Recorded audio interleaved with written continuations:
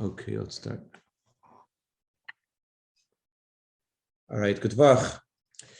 There's a saying in the previous Rebbe that although people say that saying a story about the Baal Shem Tov and Matzah Shabbos is a school for Parnasa, the previous Rebbe said it's lav davke. Not necessarily you have to say a story about the Baal Shem Tov. Not necessarily is it only Matzah Shabbos. Not necessarily is it a school for Parnasa only, but saying a story about tzaddik is a school for all kinds of blessings at any time. Nevertheless, there is a special thing about saying a story about Shem Tov and Matzah Shabbos, as Rebbe told Rabbi Moshe Levin, the Rebbe's emissary in Minnesota. And so tonight, I want to share a little bit about the early beginnings of the Baal Shem Tov. They say about stories of the Baal Shem Tov that if you believe them all, you're foolish. If you don't believe them, you're a heretic, because you have to believe that they could happen.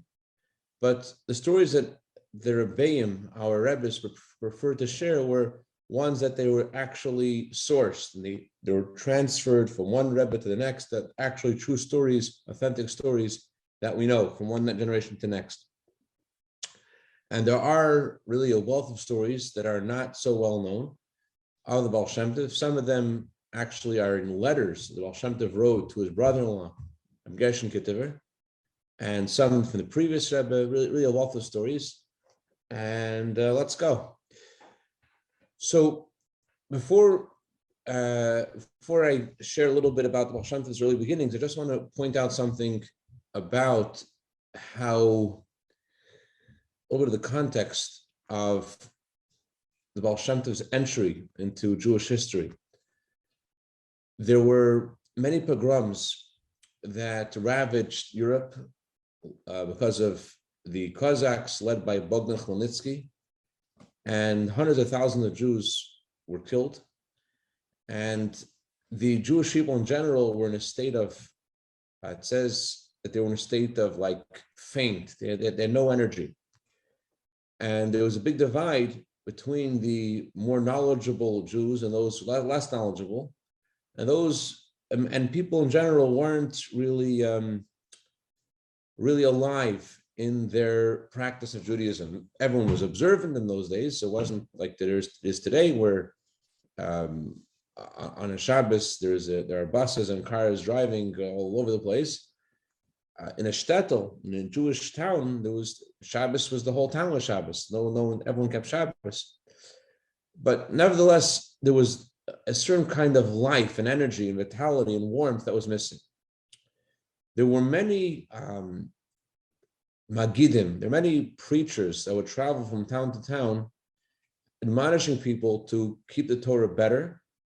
And together with their admonishment, they would talk about the consequences of not keeping the Torah, and what kind of hell you would get if you wouldn't keep the Torah, and how you would have hell on earth, and how terrible it was to keep the Torah, if to not keep the Torah. And the Baal Shem Tov was a part of a group of hidden tzaddikim who they dressed like regular people, but they would go out into the marketplace and they would talk to people, and they'll explain to them the idea of divine providence and the love that God has for all of his creatures, how precious it is to God, our faith and our prayers, even if those who are not scholarly. And the leader of the hidden tzaddikim at that time was a man named Rabbi Meir. And Meir once said to the Baal Shem Tov, because of his novel idea, that the Baal Shem Tov introduced, that you should encourage people with love. This was his novel idea. He told the Baal Shem Tov once, Tavei Allah, he put his hands on the Baal Shem Tov's holy head, and he said, Tavei Allah bracha, may blessing come upon you because of what you have done. Because it wasn't just his own idea that he shared. He caused all the hidden tzaddikim at that time to do this, to go around and travel around and encourage people, and he really revived everyone. That's why it says Baal Shem Tov's name was Yisrael. Yisrael is the name of the Jewish people. And the previous Rebbe says that just like when someone faints, in order to revive them, you have to say their name. so too God sent the soul of the Baal Shem Tov to the Jewish people to revive us after the 50 years before the birth of Baal Shem Tov, the pogroms of Chmielnicki. God sent us the soul of Baal Shem Tov to revive us and to wake us up. So the group of hidden tzaddikim, they said that the bracha that Reb Meir gave the Baal Shem Tov was significant in the year that he gave this bracha. The year he gave the bracha was the year Taf Ayin Beis, and the Taf Ayin Beis, Shem Tov was born in the year Taf Nun Ches. So this was Taf Samach Ches, year Nachas. So Taf Ayin Beis is an acronym for the words Tov Ve'alacha Baracha. It's an acronym for the words "May blessing fall upon you." So that it was a unique achievement, and we're talking about people who are perfect tzaddikim, and yet he brought a new life into them and what they were trying to do. So let's go a little bit before this. Let's talk about the Baal Shem Tov's early beginnings. Not when he was a child, but as he grew up and as he was introduced into the group of hidden tzaddikim until he was revealed to the world as a tzaddik. Baal Shem Tov writes in a letter how when his father passed away when he was 5 years old, and the people in his town, Nakop, didn't really see him as a Torah scholar, didn't do well in his studies, and he had to fend for himself. He traveled from town to town and village to village until when he was 18 years old, he came to the city of Brody. And in Brody, he worked as a Malamed's helper, as a teacher's helper. He was 18 years old. He married, and that's what he was involved in, helping children study Torah, especially one particular orphan. And the subject in itself, how the Baal Shem Tov got married, this orphan's sister. Either way, the Baal Shem Tov lived in Brody, in the same town as his brother-in-law, Reb Gershon Kitover. He lived with his wife. Baal Shem Tov said that he did not know that because of the merit of his holy ancestors, that he had a very lofty soul. He didn't know about it until it was one Friday of Parshas Vayeshev. It was 1 p.m., and he fell asleep, and he saw an old man in a dream. By the way, parenthetically, it says that Friday afternoon is a time of sleep. You could see in videos how the Rebbe would, middle of the repetition of the Shemona Esrei and Mincha on Friday afternoon, the Rebbe would nod his head and sort of fall asleep for a few moments. So either way, the Baal Shem Tov fell asleep on a Friday afternoon.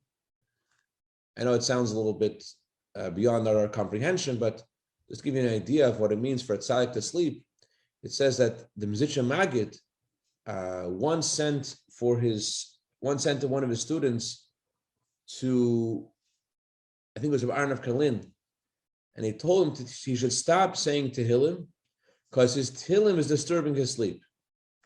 There's not things we understand. We don't know what Rabbi Arnav Kalin's Tehillim is, what the Maggid's sleep is, and how his Tehillim disturbs his sleep. But obviously, it wasn't like people like us who just sleep because we're tired, etc. Anyways, so the Baal Shem Tov fell asleep right before Parshas Vayeshev, and when he was 18 years old, and it was 1 p.m., and he has a dream. In his dream, he sees an old man. And the old man asks Baal Shem Tov, "Do you know who I am?" And Baal Shem Tov says, "No." And he tells Baal Shem Tov, "I was sent to teach you. You should come to the tall mountains surrounding Brody, between the second and third mountain, out in the outskirts of Brody, and there I'm going to teach you Torah." That's the dream. The Shem Tov wakes up, and he mentioned to the Baal Shem Tov, "Don't tell anyone about this. You can't even share this with your wife. I could share with you Torah, but you cannot let anyone know." And Baal Shem Tov asked him, who are you? And he told Baal Shem Tov he's not allowed to say to him who he is. The time will come. That's what happens. And then the Baal Shem Tov goes to the mikveh. And when he goes in the mikveh, it was a custom of the Baal Shem Tov to keep his holy eyes open when he went into the mikveh.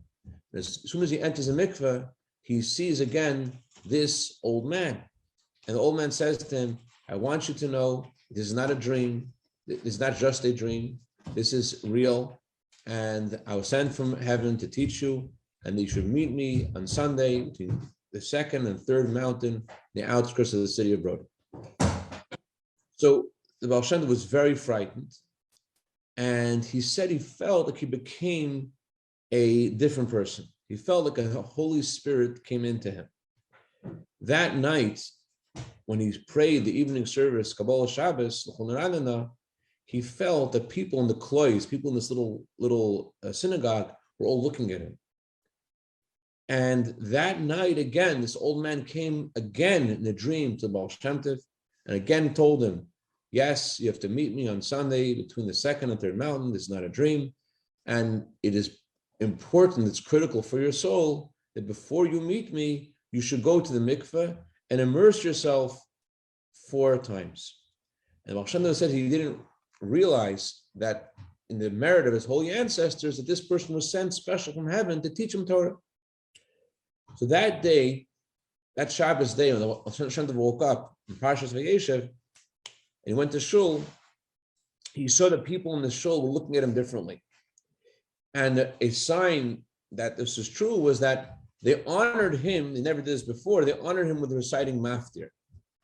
Parenthetically, it's among Chassidim, maftir is considered the most highest aliyah, the most special aliyah, because the maftir was instituted because there was a decree against forbidding the Jewish people to read the Torah.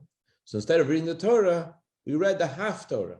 We read sections of Tanakh, sections of the other 24 books of the Torah, instead of the weekly Torah portion.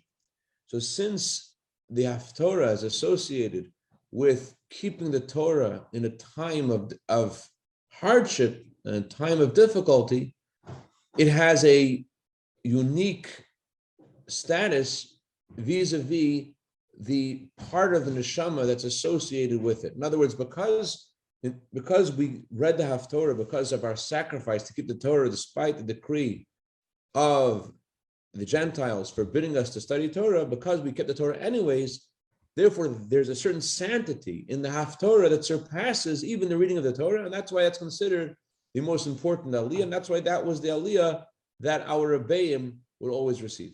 Anyways, so Baal Shem Tov said that Shabbos, they honored him with maftir, and that sort of showed the Baal Shem Tov that they recognized that something happened to him, and they had a new respect for him.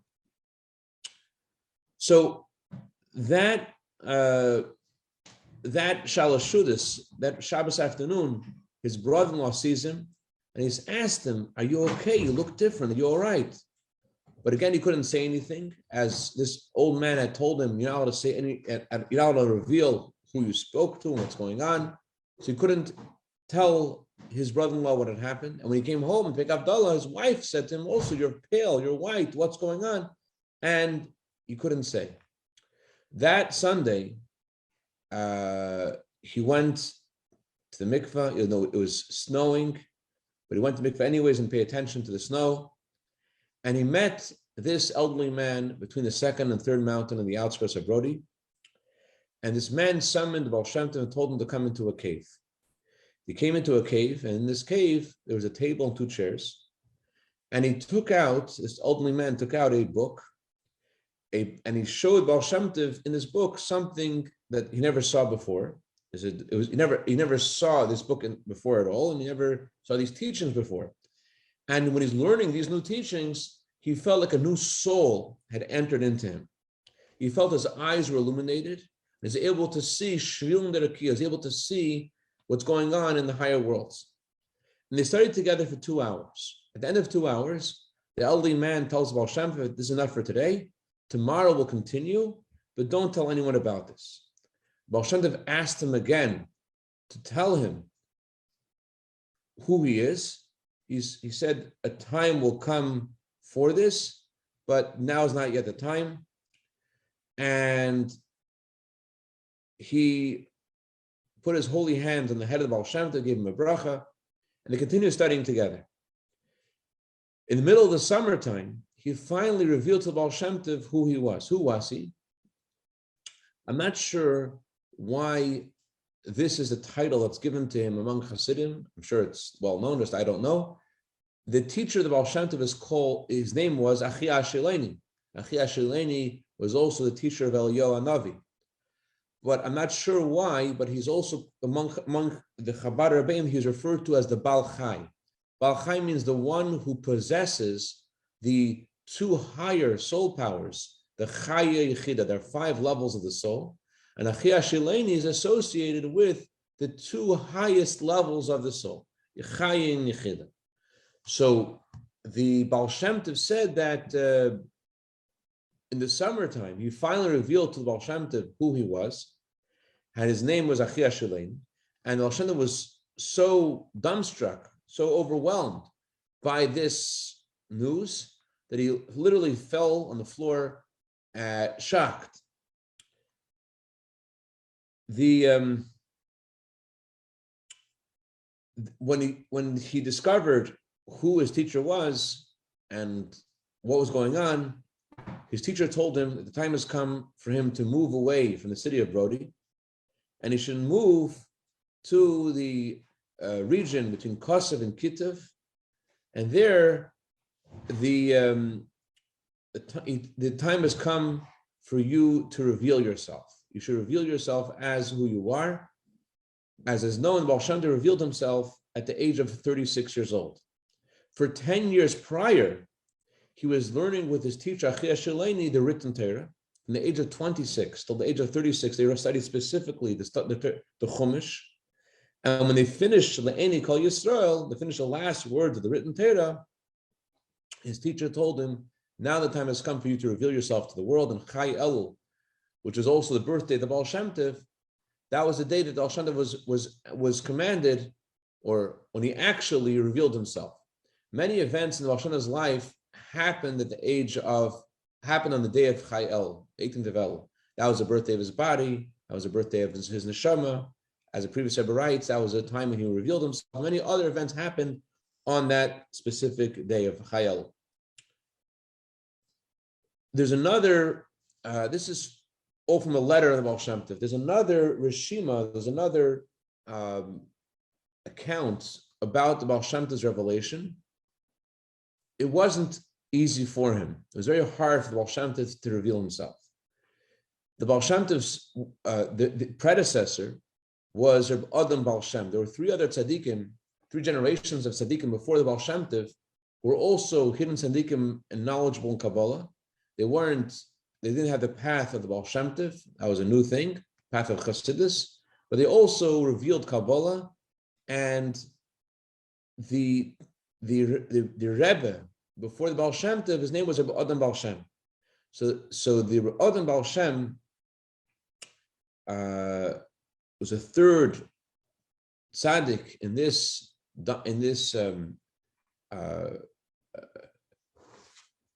in 3rd generation of hidden tzaddikim. He writes in a letter to the Baal Shem Tov why the Baal Shem Tov should reveal himself. He said to the Baal Shem Tov that he saw his teacher. The other Baal Shem Tov's teacher was the same as the teacher of the Baal Shem Tov, was Achi Ashileni. He saw his teacher during the Torah reading on Shabbos, and he told him that he needs to be ready after Shabbos to go to Lvov, to travel to Lvov. Lvov was a long distance away from Lemberg, where they were. And when they traveled, he said he should wear his Shabbos clothing. Parenthetically, there's a discussion of whether or not you're supposed to wear Shabbos clothing after Shabbos. Some say you shouldn't wear Shabbos clothing after Shabbos because your Shabbos clothing should be reserved for Shabbos. Others say you should specifically wear Shabbos clothing after Shabbos. Is not. In this story, the teacher of the Baal Shem Tov, teacher of Adam Baal Shem, Achi Ashileni, says we're going to go on a journey after Shabbos, and you should wear your big day Shabbos. They set out for Lvov, which was a long distance away from where they were. But Rachia Shileni told Rabbi Baal Shem, he was sitting next to him in the wagon, he said to him that you should sing the Pismoin. There is a hymn, there's a little song that people sing after Shabbos about El Navi. Sing that song, and he no longer, sooner than he finished that song, they find themselves already in Lvov. And Rabbi Baal Shem was shocked because he never saw such kvitza derech, he never saw such speed. They left, and as soon as they left, they arrived. And the Mechia Shileni told Rabbi Baal Shem, why are you surprised? If you would know who the wagon driver is, he didn't say who it was, you would be sitting in fear as I am sitting in fear. Anyways, they arrive in Lvov, and they come to this home, and he told the Baal Shem Tov to drink a cup of tea. It's customary on Motzei Shabbos to drink a cup of tea. And meanwhile, Rabbi Baal Shem, Rechia Shileni was walking to and fro in the room for about 2 hours. His face was burning like a fire. And then a man comes to the door. When he comes to the door, this old man comes to the door. Rechia Shileni greets him and says to him, welcome, Rabbi Eliezer. You have merited that you have a son who is unique in this generation, unique in this world, unique in the worlds above this world. Welcome, Rabbi Eliezer. That was the name of the father of the Baal Shem Tov. And he asked Rabbi Eliezer to have a seat. Rabbi Eliezer responded. Rabbi Eliezer, the father of the Baal Shem Tov, had already passed away. And he was summoned by Rechia Shileni to meet the Rabbi Baal Shem. And he said to Rechia Shileni, you know that where I am, there is no standing and there's no sitting. In the higher worlds, in Gan Eden, there's no standing and there's no sitting. What do you mean I should sit and I should eat and I should join you in a Malav Malka? I'm in a different world. So Rechia Shileni responded that just like when Avram Avinu honored the angels, it says that the angels ate and drank, because when you go to a city, you have to go according to the customs of the city. So since you are visiting this world, therefore it is appropriate for you to sit. So Eliezer, Rechia Shileni asked Eliezer, what do you want? So Eliezer responded that my son does not give me any rest in the higher worlds. He doesn't want to be revealed. And he asked me, said Eliezer, he asked me to ask you, Rechia Shileni, he asked me that you should, to beg you that I shouldn't have to, the Baal Shem Tov shouldn't have to be revealed. So Rechia Shileni responded to Rabbi Eliezer, if he asks you again, you should tell him that he has to reveal himself, because if he does not reveal himself, he has nothing to do in this world. He doesn't belong in this world. And he pointed to, Rechia Shileni pointed to Rabbi Baal Shem, and he said to him, Adam knows this, and when I give him permission, Adam will share our exchange in this whole story that has happened tonight with the Baal Shem Tov. And that's the letter that Adam Baal Shem wrote to the Baal Shem Tov, explaining to him why the time has come for him to reveal himself.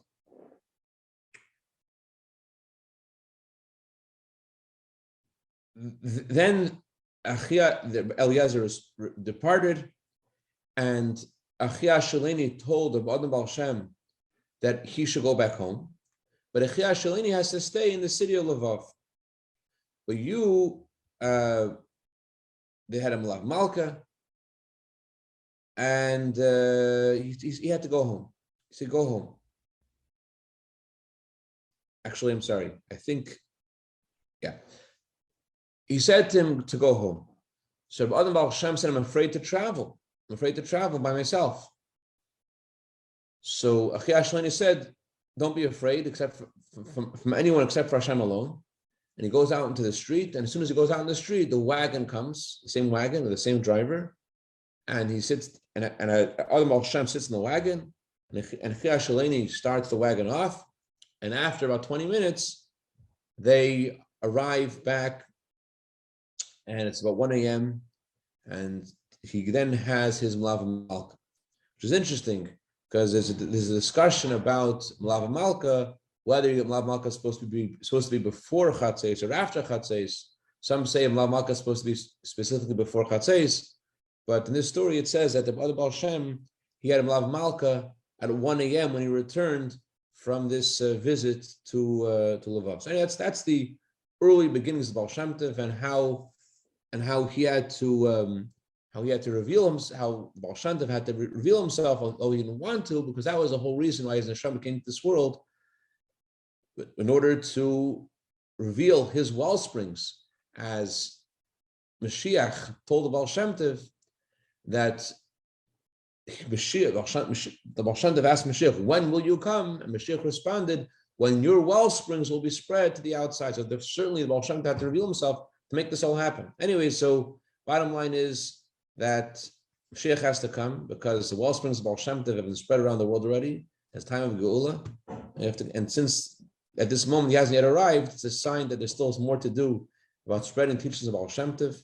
So we have to focus on doing that and take from Mamash Shemerit to see Take, Baal Shem Tov, and all the Tzaddikim together with Mashiach Tzadkenu. Any questions or comments? Yes. Thank you. This reminds me the story about. Oh, my sound is off. Let me put the sound back on. Excuse me. Hold on. Yeah, now I can hear you. Go ahead. This reminds me the story regarding Arizal and Rabbi Vital. That also the story, the dream, and everything, and again, and then they meet, and he transfers him all the Kabbalah and everything. Yeah, it's a similar story. So this is from a letter of Baal Shem Tov. This is a Mekubalika story, but there's some stories about Chaim Vital also. He only came to the world to be a student of the Arizal, and how the Arizal became his teacher. Yeah, similar story. All right, good Tavach. Good luck. Thank you. Thanks, Rabbi Levin. Tavach.